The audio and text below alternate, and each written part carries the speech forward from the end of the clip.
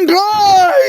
Welcome to పొయ్యి మీద వంట. ఈ రోజైతే మా సంద్రానికి వేటకెళ్ళి సోరింగ్ చేపలు అయితే తెచ్చేసుకున్నానండి. వీటిని మా ఊర్లో సోరింగ్లు అంటారండి. మరి మీ ఊర్లో ఏంటంటారు కామెంట్ లో రాసి చెప్పండి. ఈ రోజు ఈ సోరింగ్ చేపలను కోసేసి మన పొయ్యి మీద పులిసెట్టేస్తారండి. ముందుగా ఈ చేపల్ని నీసిపోయేలాగా కత్తిపాటకేసి బాగా తోమేసుకోవాలండి. దాని పొట్టలో ఉన్న పొట్లు గిట్లు మొత్తం తీసేసి పారేసి ఆ చేపలను శుభ్రంగా కడుక్కోవాలండి.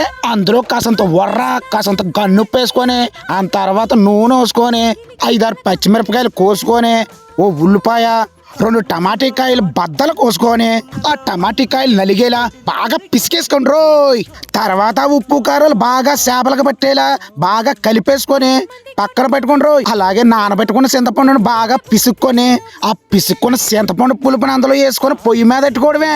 ఆ పొయ్యిలో నుంచి వచ్చే బగబగలాడి మంట మీద ఆ చేపల పులుసు మరుగుతుంటే గుమగుమలాడే వాసన బయటకు వస్తుంది. ఆ వాసనకే నోరు ఊరిపోతుందండి. వేడి వేడి అన్నంలో 2 చేపలు వేసుకొని అంత పులుసు వేసుకొని తింటుంటే నోట్లో రసాలు ఊరుతున్నాయి రోయ్.